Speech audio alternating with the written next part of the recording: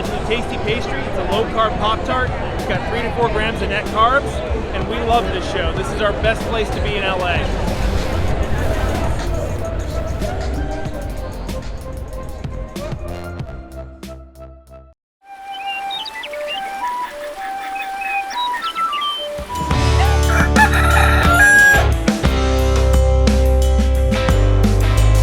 Welcome back to Legendary Foods, Muscle in the Morning.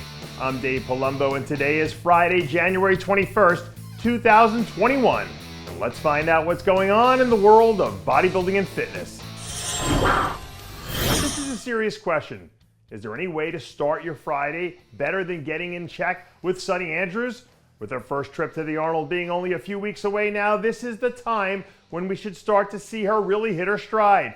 Get back to the form she had last year that landed her a top 5 spot at the Olympia stage.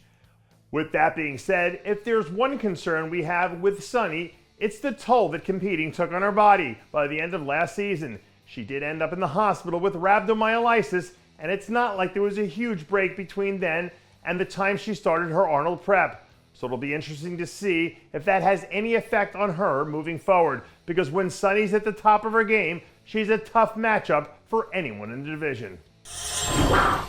Speaking of tough matchups, right now, there's no tougher matchup in the wellness division than Francielle Mattos.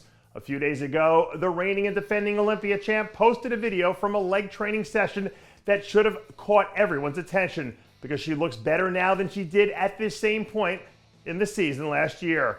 All things considered, the fact that Francielle didn't compete all that often last year might actually be to her benefit, because it means she's coming in fresher than a lot of the other athletes in the division. So if she picks her spots right and gives herself enough time to build into the season, I think it elevates her chances for a repeat in the fall. Now, 9 times out of 10, I think it's better for people to abandon the heavy presses if they want to grow their shoulders. But as you can tell from this video, Iain Valliere is the one exception to the rule. According to a new update from Iain, things are off to a good start so far this offseason, especially in terms of his strength, which seems like the understatement of the century based on some of the numbers he's been putting up lately. One of the really interesting things about Iain is how strategic he is, because it always seems like he's 1 or 2 moves ahead of everyone else on the board. So even if he isn't going back to the Arnold, you can guarantee that when he does make his next move, it means that it'll be checkmate for everyone else in the lineup. In case you haven't picked your phone up to check the date yet today, it's January 21st, which means that we managed to make it 3 full weeks into the new year before the first rumors about Greene doing the Olympia started to kick up again. Now, just to be clear, we aren't reporting that Kai says he's competing again, and we're not saying that we think he should. All we're saying is that the rumors are out there again, and as usual, Kai isn't doing anything to fan the flames.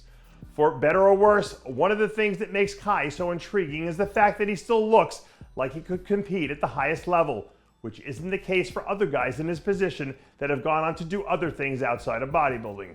So here's my question to you. If Greene did decide to jump into a show later this year, what show do you think it would be? And if they offered him a special invite to the Olympia, do you think he still has what it takes to be a top 5 athlete? Let us know what you think. Drop us a line in the comments below. And that does it for yet another edition of Muscle in the Morning.